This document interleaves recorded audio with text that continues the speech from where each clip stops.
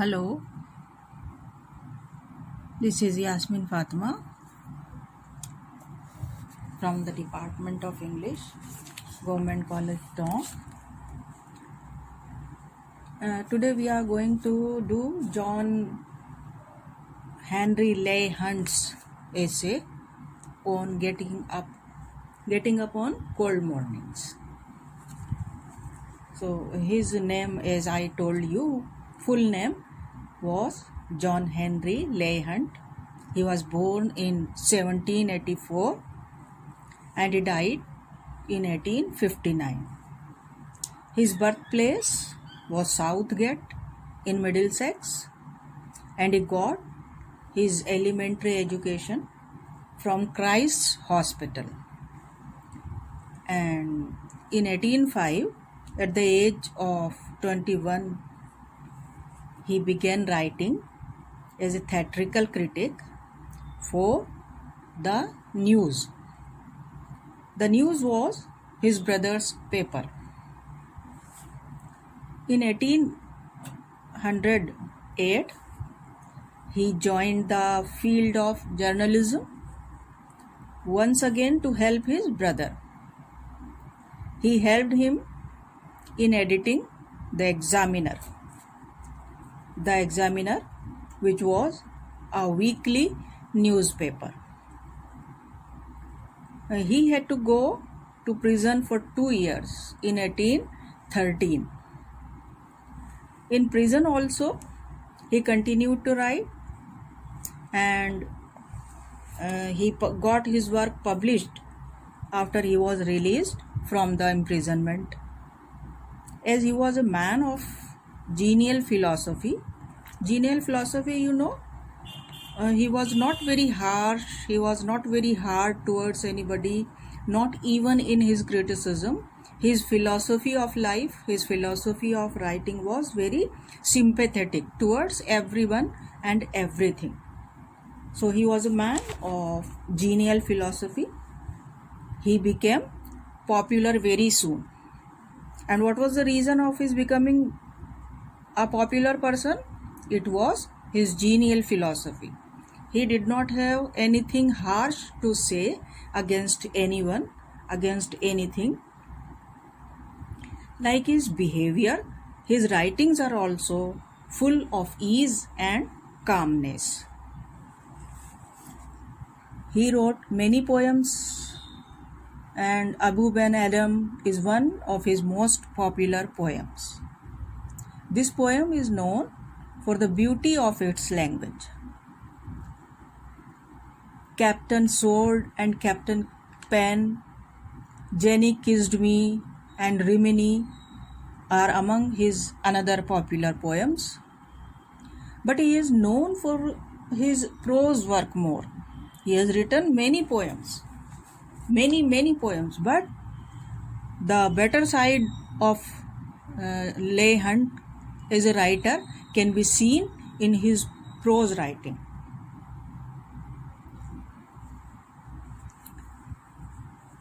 He wrote many critical books and essays.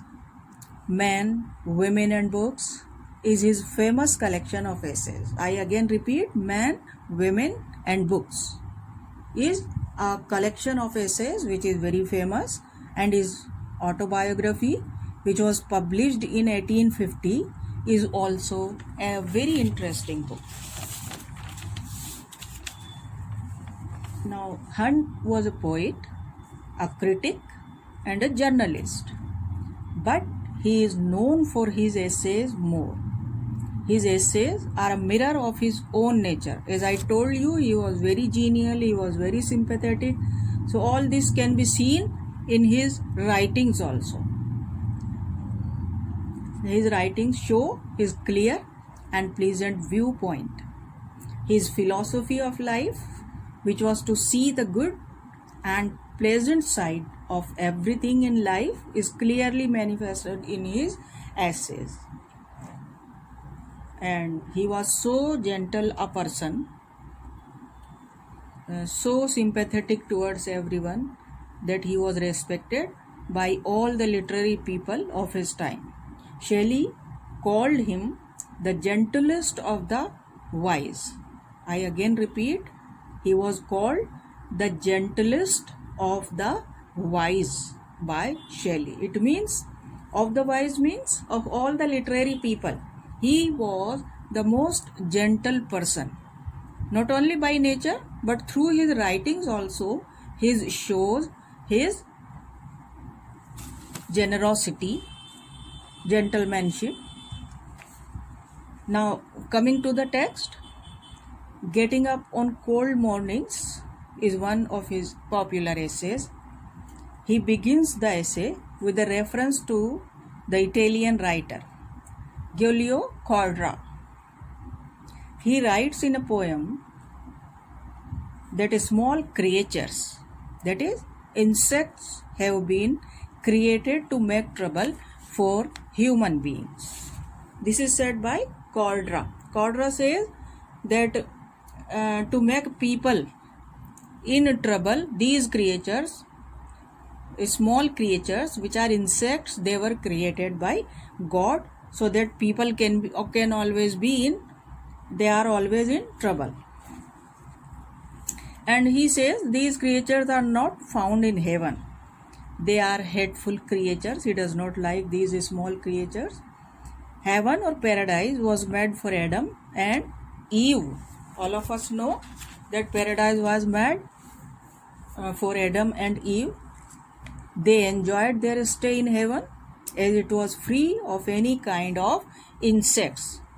This is the viewpoint of Codra, that they enjoyed living in heaven more because this place, that is heaven, was free of any kind of insects. Hunt says that people in England and other parts of northern Europe can disagree with the trouble which is made by these insects. He says we can have a long discussion and we can disagree with Codra's view that these small creatures are very hateful, they are very problematic. All this can be discussed, but he is very sure about one thing. And what? So Leigh Hunt says that he is very sure about one thing. And what is he sure about? He says that this is sure that Adam enjoyed the freedom of shaving. He did not have to shave on cold mornings. Now this, for Leigh Hunt, is the true pleasure of living in heaven. You can imagine how much he hated the task of shaving on cold mornings. In the same way, Eve also enjoyed living in paradise, as she did not have to walk on 3 inches deep ice as Leigh Hunt has to do on cold mornings. And the author and the other people in northern Europe have to face both of these problems. What are those two problems? The first problem is to shave on a cold morning. And the second problem is when you come out of your bed, you have to step on 3 inches deep ice. So it becomes very cold. He says this is not just an imagination or exaggeration. This fact is as real and clear as the ice, which is very hard. It is found on the roofs of this part of the world. So he compares the fact. Which fact? That we have to face. We means the people living in northern Europe. We have to face both these problems. Shaving on a cold morning and stepping up on deep ice, which makes it very difficult for them. He says when we step out of our home, we find ourselves on 3 inches deep ice. This was not the case with Eve, he said, when she came out of her beautiful place in heaven. Now this reminds me of Andrew Marvell's poem Thoughts in a Garden's Line. Let me read it out for you. But it was beyond a mortal's share to wander solitary there. Two paradises it were in one, to live in paradise alone. Marvel has used it in some other reference, but for Hunt, I think it was two paradises in one. It was like living two paradises in one. And what were two paradises? That Adam and Eve were living in paradise itself, and how it became two paradises? Adam did not have to shave and Eve did not have to walk on a very deep ice. So it became two paradises in one, to live in paradise. Alone means there were no creature. So for Cordra it was also it was two paradises in one, because they were living in heaven, they were enjoying their stay in heaven without any insects. And for Hunt it became two paradises in one, as they did not have to shave or come out in deep ice. So Hunt argues very interestingly in favor of lying in bed till late, especially on cold mornings. He does not at all like the idea of getting up early on cold mornings. He says that there are people who think that it is not difficult to get up early. The only thing required for that is the strong will. One should have a strong will and nothing else if he wants to get up early on a cold morning. So he is talking about other people who like to get up early in the morning. They say you require only one thing, that you have to decide in your mind that you will get early, and it is as simple. So he says for those people it is as simple as that you have only to decide, I will get early, and they get up early. Hunt says that early risers have only this thing to say, and they don't really have any good and strong argument in favor of their belief. He says they make it so simple. They say that you have just to decide and you will get up early, and but he says this is not so simple. It is not so simple a thing that you decide and you get up early. And he says these early risers, they should give some more strong arguments. What is the benefit of early rising? They do not tell you. They just don't have anything to say in support of their idea of rising early. And Hunt does not like this idea. He says such people should be made to hear the arguments of late risers if they don't have their own arguments. He says those people who say that rising early is a good habit and you have to do nothing, but you have to decide only in your mind that you will get up early and you will get up. So he says this is not an argument, and actually this is not a very good argument. You should give some good argument. Why should a person get up early on cold mornings? He emphasizes the fact cold mornings. It is not so easy, he says, to get up early and leave your bed on a very cold morning. Such people, he says, should be punished. That is, they should be made to stand beside the bed of the late riser and hear his arguments.